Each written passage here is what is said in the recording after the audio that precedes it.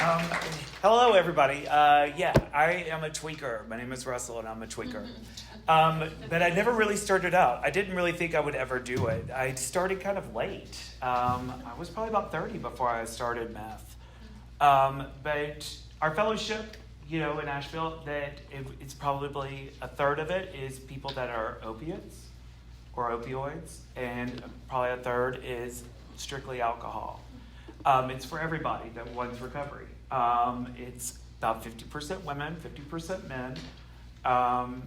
We've done a really good job of reaching out and making sure that everybody's represented and everybody feels welcome there.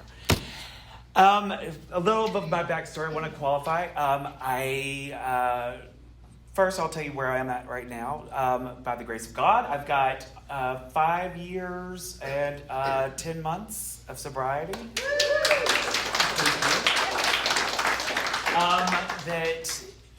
Today I work at Asheville Recovery Center in Asheville. It's a really great recovery center. I've done some work with October Road, which is for people of very low income. It is my passion to work with people in recovery. I love that moment where the light comes on, where there wasn't light before. It feeds my soul every single day.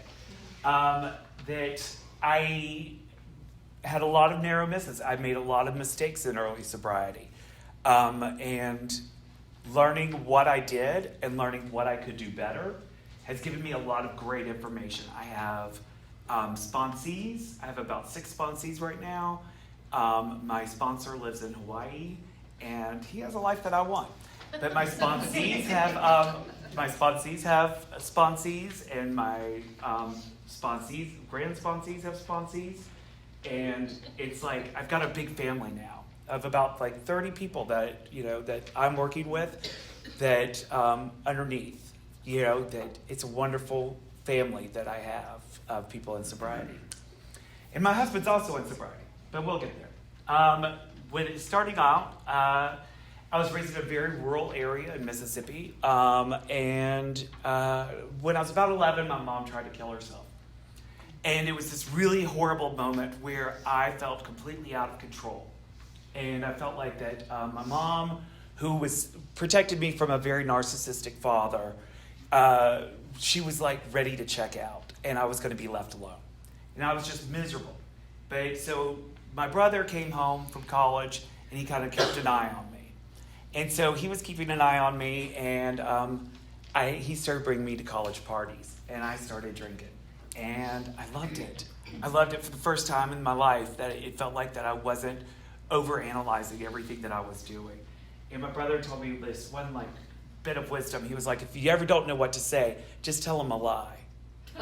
And I love that. I could be anything. I could be anyone. And we would come up with the wildest stories, me and my brother. We would tell people that our mom, whose name is Lucille, that she's a black lady. And but my dad, he's albino, and that's why we're this shade. And we would just concoct these elaborate stories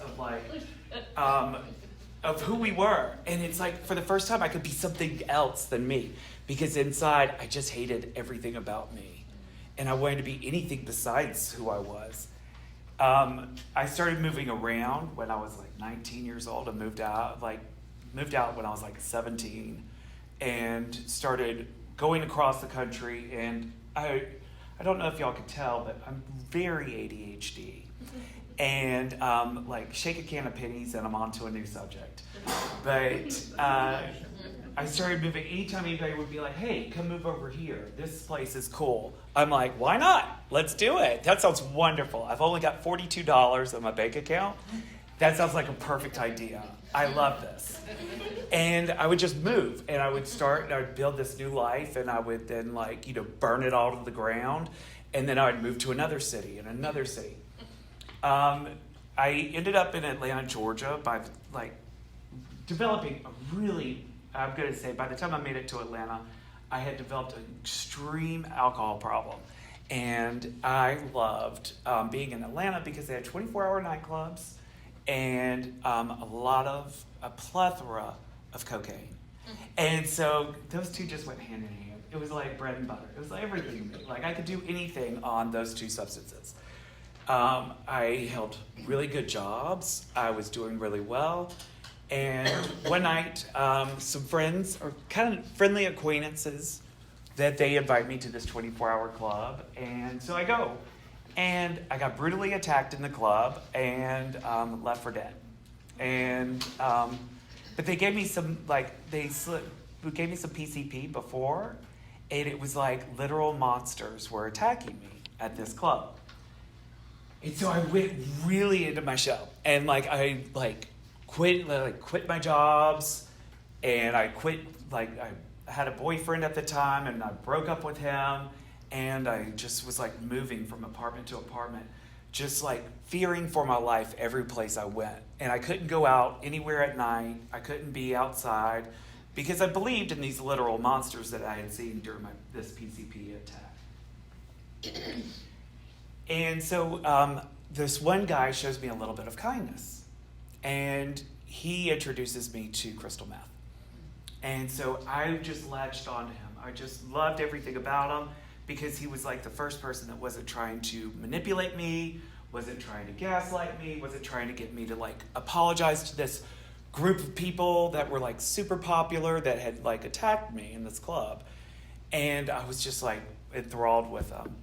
And he went home to take care of his mom during a hurricane, and he got in a fatal car accident. And I called my mom on the phone, and I'm like, Mom, my only friend, he's dead. And she was like, well, was he gay? And I was like, he wasn't sucking dick at the time. He was in a car accident. And that she was like, well, God just doesn't look out for gay people. And so I cut ties with my mom, and I've just started crystal meth. So it's it was the perfect spot for it to just really take root in my life. And I just really embraced it because it's crystal meth gave me all this extreme confidence and extreme ability where I could actually leave my house at night. And I was like, yes, this is the answer. And no, it was not the answer. No. Shortly after that, there's a funny thing about trauma.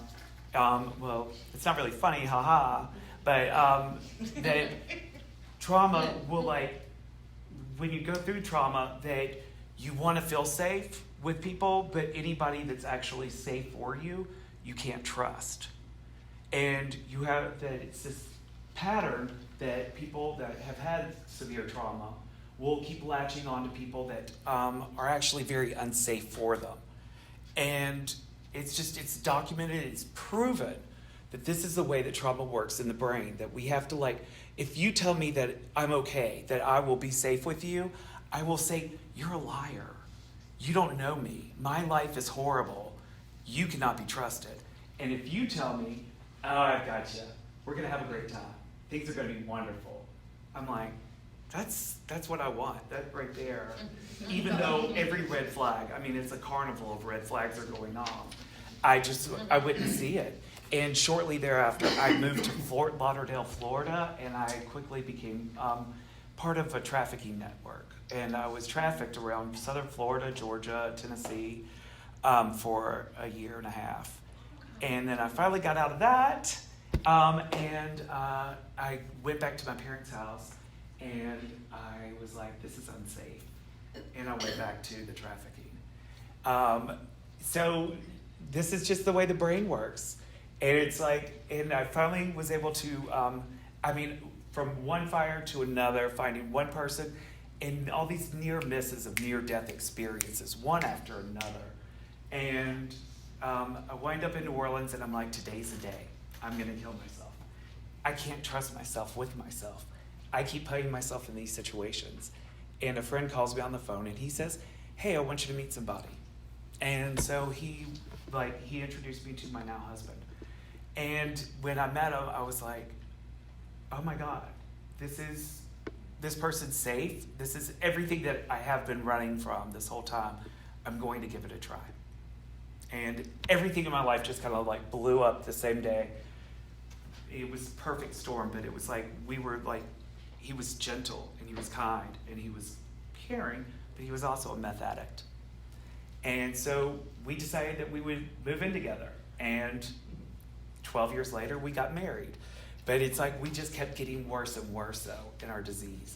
And our disease started making us this like codependent mess of just caca. It was really bad that we were just really, that he couldn't get to work without me, and I couldn't live without him. Like everything was like this just ball of like, he couldn't do anything without knowing exactly where I was, and I couldn't live without him. But we were like horrible to each other. We would cheat on each other.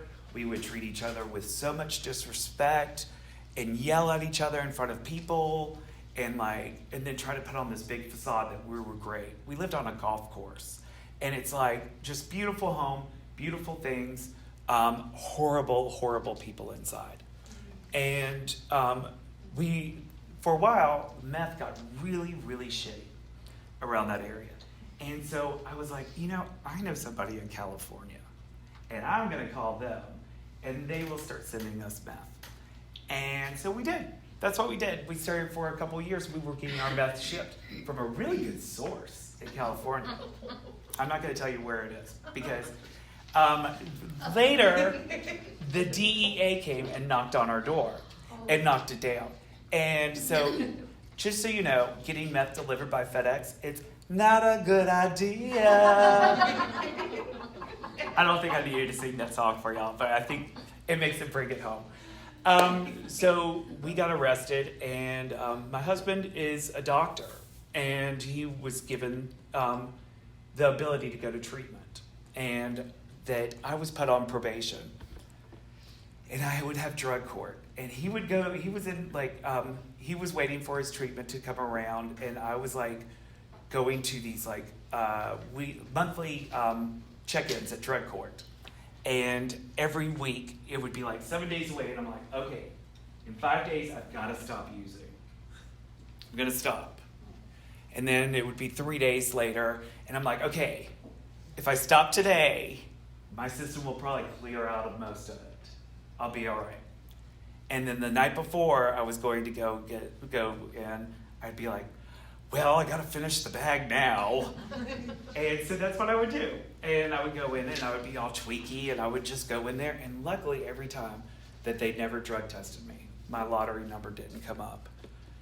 But finally, after my husband went to treatment, there was his treatment center said that he couldn't come home unless I went to treatment. And I was this codependent mess. And I couldn't imagine how life could be without him. And so I was like, sure, I'll go to treatment. And I'm sorry, that just really, but I didn't know what to do. And it's my life was just this devolving horror show. And right before I was going into treatment, I was like, I could run. Even though I was having, I had all these opportunities open up, and it was my life had finally started having some semblance of safety. I was thinking, I'm going to run. And so I was going to New Orleans to pick up my last bag that I was going to get before I went to treatment. And it was the night of Mardi Gras in New Orleans. And I'm going down the highway in my cute Audi. And it's I'm going about 110. It's super foggy. And I reach under my seat to get my meth, and that when I reach under the seat, that I look up and there's a car that is sideways in the interstate, and I see it just in time to just graze the side of my car, all the way up it, and I just go to New Orleans, and I'm shaking like a leaf the whole time I'm there, and I'm sitting on the couch, and I'm I could either go to treatment, or I could just die right here. And I chose life. I decided to go here. And that was February 15th, 2018, when I came into treatment here. And I was the only meth head here. Everybody else was doctors and lawyers and smart-ass people who knew all these things about everything, and I just was like this tweaker from Mississippi. Like, and everybody knew that I was a tweaker when I checked in. And everybody was like, hide your shit, this guy's a tweaker. And so, you know, I wasn't going to steal their stuff. My stuff was better than theirs. But I might have borrowed it. I don't know. But, you know, there was a lot of times where I might have tried on their clothes. I don't know. But I had to learn how to live, and I had to learn how to be around other people in a safe way. I had to learn how to trust myself. And this place was this like protective bubble that really gave me a lot of great tools that gave me opportunities to find out who I was. Because when I came in here, I had no idea who I was. I didn't know if I even liked who I was. I know I hated where I was at. I hated my whole life. I hated everything about it. I hated all the lies that I told everyone. The only thing that I did like was that I had a really good, you know, person that was willing to work with me. And I trusted these people, even though, like, I mean, I don't know if y'all have gotten a chance to talk to the housekeeping staff here, but they're so sweet. And it's like, those were probably the first people I trusted. The nursing staff were number 2, if not number 1. Like, they were a tie, because the nursing staff gave me everything that I needed. And it's like, when my first week here, all I needed was sleep, and they kept putting me to sleep. Then they would let me go to bed, and it's like I needed it. I mean, because Lord knows I hadn't slept much in the last 12 years. And well, gosh, it was longer than that. It was about 15 years by that point when I came in, and it was just all this, like, you know, everything that I needed. And then the staff was really good. And everybody, and it's like, I was like, this is great. And I stayed for the extended care. It really worked wonders. It helped me to start to develop, like, being able to talk to, like, other people, even though I hated everything they said. Like, there was a dentist in my, the house up there, and he would always give advice on flossing. And I'm like, we all got it, you know? I've made it this far with my teeth and a meth addiction. I think I've got flossing.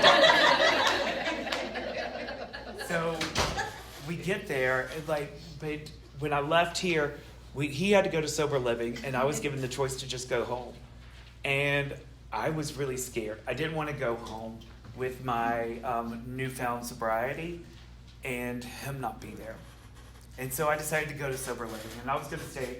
We stayed 6 months in sober living at the same time, but he was in Birmingham, Alabama, and I was in Greenville, South Carolina after this. And I was talking about this earlier, sober living after this, oh my God, it sucks so bad. It's the worst, but it's the best thing for me. Like, honestly, it saved my life, because if I would have gone home, I would definitely have used. I would have been back in New Orleans, just living it up and dying very quickly. That when I visited my husband while he was in sober living, he went to this meeting, and it was called CMA. And it was the most chaotic, hooligan bullshit I had ever seen in my life. And I wanted every bit of it. Like, I'm like, these people are my people. Like, this is energy. This is like, you know, it's not all these blue hair people that are just like, you know, like, well, when I was in the Great Depression, we had, you know, bathtub gym. I'm like, I don't know what you're talking about. It was people that knew what it's like to, like, you know, like, you boost stuff and you boost a lot of stuff and you, like, take a lot of things that aren't yours and you make your addiction work. And that this was like my people. And it's like, I needed to hear honesty. And I learned how to work steps. We work the steps here in treatment, 1 through 4. And I hope you're working them. It's a great start. And my step 1 was so, like, I did this really shitty step 1 while I was in treatment. And it was like this, like, yeah, it was kind of tough. yeah, I was a little crazy. But when I got out and I started working steps, I learned how to really be honest and how to dig deep in that step one and make it like, yeah, I've had to have, before I was 40, I had my gallbladder removed because like all the substances like killed it. And let me tell you, that can really fuck up a pizza night. Not the best person to sit next to, let me tell you that. There's just like, and I mean, it cost me so much money and mental health and all this, like what I was trying to piece together with this substance, what I was trying to hold on to with it, it was like stripping it from my life. Like giving me an illusion that I had self-control, that I had autonomy. And it was just taking it from me every single chance it got until I was left with absolutely zero. Step two, that, a power greater than myself could restore me to sanity. My goodness, that's a task to put on anything or anyone because I was nuts. And it's like, I believe that it's like that my thinking could get me out of every single situation. And it's like taking an honest look at my life, it had really put me in a lot of bad shit. That taking chances on this, I mean, it's like, bitch, I took a chance on a cartel in California to just ship me drugs and not say anything. Like, I think I could take a chance on this, you can tell me Sky Daddy is going to, save, everything. And I'm going to be like, whatever, sure. I could believe in that. I mean, I believed that a lot of things would be a lot of good things for me. And that ended up being horrible. And step three, turning my will in my life. And it's like, oof. That one is a daily task. I have to work step one every single day, but I also have to work steps 10, 11, and 12 every single day. And I don't know, is anybody in extended care or extended, I don't know if is it still called that? Yeah. Okay, do y'all still do a step 10 check-in at night? Oh, yeah. Oh my God. That is beautiful. I love it. It was so annoying in here, wasn't it? And then the people that always say, good. Like, bitch. That's a hamburger word.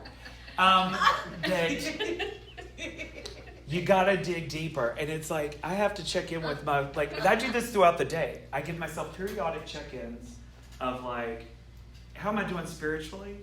How am I doing mentally? And how I'm doing physically. And I'm not saying that spirituality, that you have to thump Bibles and speak in tongues. I'm not saying any of that, but spirituality for me today is what my values are and how my actions are aligning up with that. And then when those two things are aligned, I feel connected to a higher power. 11 steps, that's where we learn how to meditate and to take some time for that prayer to actually give you an answer. That when I'm sitting there and I need the energy to carry out your will for me today. And if I sit there and I just start doing whatever the fuck I want, I ain't listening for no answer. But if I give it a beat, if I can just say, give me the energy to do thy will today, I will feel the connection. And I will know the ways that I need to get those things done. The things that used to elude me every single day of how am I supposed to do all of this meth and still feed myself? This is a lot already. Drink. Yeah. God, there was so much on my plate. And it's now the shit that I'm able to accomplish because of this program. It's every day. I mean, y'all, I turned 50 this in August, and I started playing pickleball a week after I turned 50. And I'm not telling y'all what to do, but I'm telling y'all need to play pickleball. Because that shit is so fun. And I had no idea. And I never would have. Like, I remember walking by pickleball courts going, what are they doing? This is like in the sunshine, like in front of God and everybody. But it was like, it's like really helped. And I've got this huge social network that's amazing. That this person that couldn't even be trusted with his own, like, anything in my own life is now, I've got all these sponsees that, like, come to me for support and for caring. That I work with people in recovery who I give clinical advice to, and I share with them how to, like, get through some of these life challenges. And it's like, I'm trusted with other people's lives and well-being today. And it's like, I trust myself with those things. That I know that everything that I say is going to be from a place of, I want you to live the best fucking life you can. That there's no reason we have to live chained to a bottle, chained to a drug, chained to a horrible person that's bringing us down. We have so much within us. There's so much power. And it's just from those first 3 steps giving us the power to keep that power going through the rest of the steps. And now I live a life without fear and regret of my next day. It's a miracle that I'm here.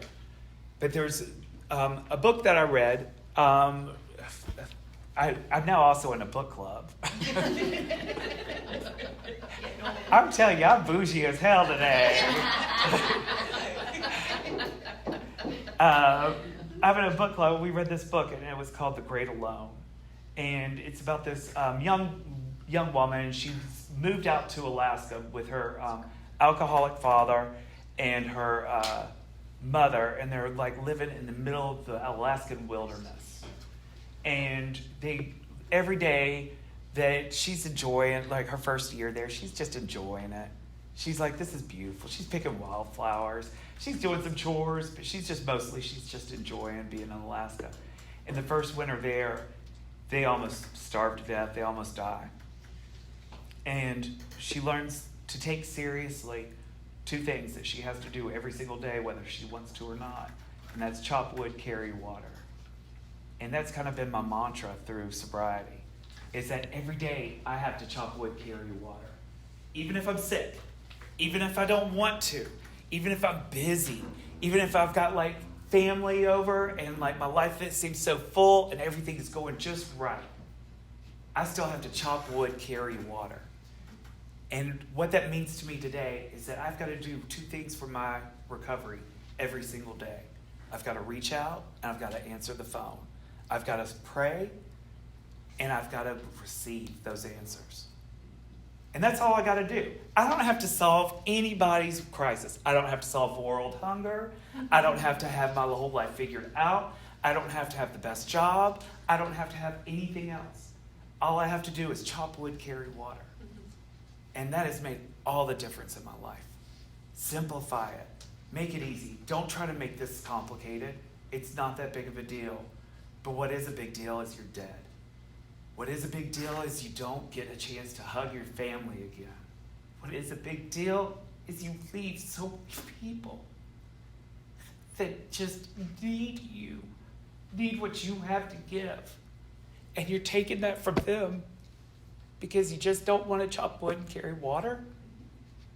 It's easier than you think. It's shitty. It's tough. You got to feel the feelings. That sucks.